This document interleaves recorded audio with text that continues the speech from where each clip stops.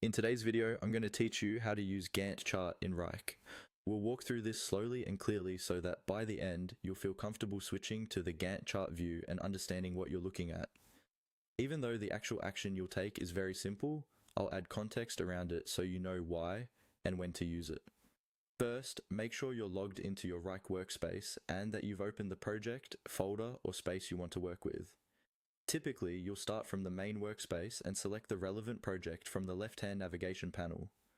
Once you've clicked into that project, you'll see its tasks displayed, usually in a list or table view by default.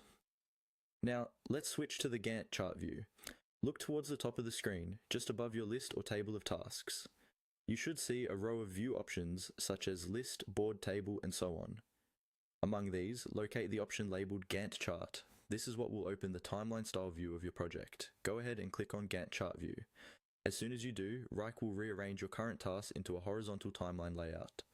On the left side, you'll still see a structured list of tasks and subtasks, usually grouped by folders or phases.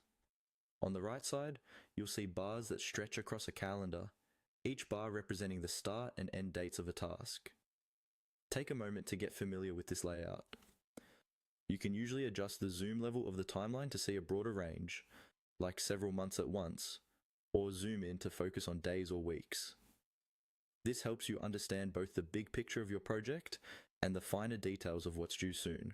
If your project already has start and due dates set for tasks, you'll immediately see those tasks plotted on the timeline.